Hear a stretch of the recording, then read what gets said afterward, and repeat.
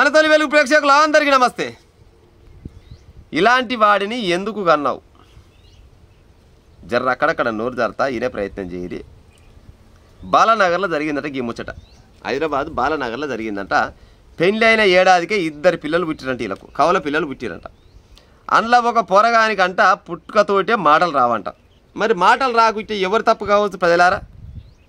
మాటలు రాకుంటే ఎవరు తప్పు? ఈ దరిద్రుడు మొగడు అంటున్నట్ట భార్యను పట్టుకొని నీ వల్లనే దీనికి మాటలు వస్తలేవు, నువ్వు మంచిదానం అయితే ఆయనకి మాటలు ఎందుకు రాకపోవు అంటున్నట.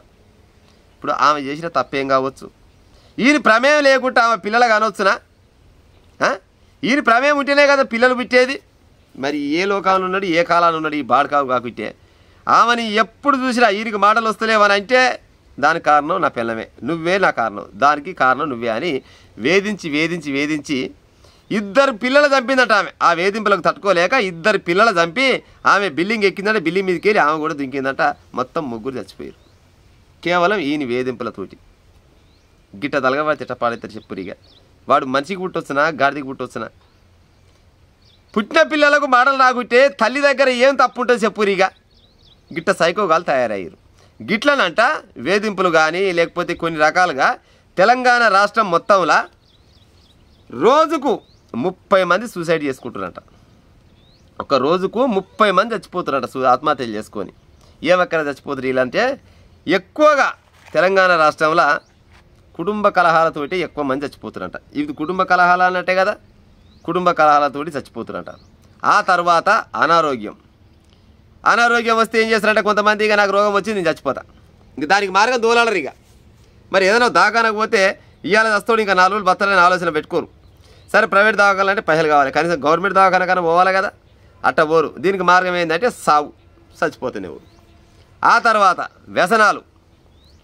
వ్యసనాలు అబ్బాయిలకైనా అమ్మాయిలకైనా పురుషులకైనా మహిళలకైనా కొన్ని రకాల వ్యసనాలు ఈ మధ్య కాలంలో ఎక్కువైపోయినాయి. అది ఆన్లైన్లో గేములు కావచ్చు, డ్రగ్స్ కావచ్చు, మందు కావచ్చు, మగో కావచ్చు, వ్యభిచారం కావచ్చు, ఏదైనా కావచ్చు. కొన్నిటికి వ్యసనాలకు అలవాటు పడి చేసేటప్పుడు హాయిగా సుఖంగా సంతోషంగా చేస్తారు. అవి మిక్కడానికి వస్తారు కల్లా దీనికి శరణ్యం ఏంటంటే సావే మార్గం అనుకొని ఉత్త పుణ్యానికి చచ్చిపోతున్నట, వ్యసనాల పుణ్యం అంట. ఆ తర్వాత గిట్ల సావులు గిట్లుంటే 2వ స్థానంలో ఎవరుంటారంటే ఎక్కువగా రోజువారీ కూలీలే ఊరంట. ఇలా ఎక్కువ కష్టం చేస్తూ ఉంటారు కదా రోజువారీ కూలీలు అంటే మామూలుగా పేదోళ్ళు అనుకుందాం. పేదోళ్ళకి ఎక్కువ కష్టాలు ఉంటాయి వాస్తవానికి, ఉన్నోడికి తక్కువ ఉంటాయి. ఉన్నోడు చచ్చిపోయినా బలి చచ్చిపోతారు, కానీ పేదోడు మాత్రం కొన్ని కష్టాలు వస్తాయి.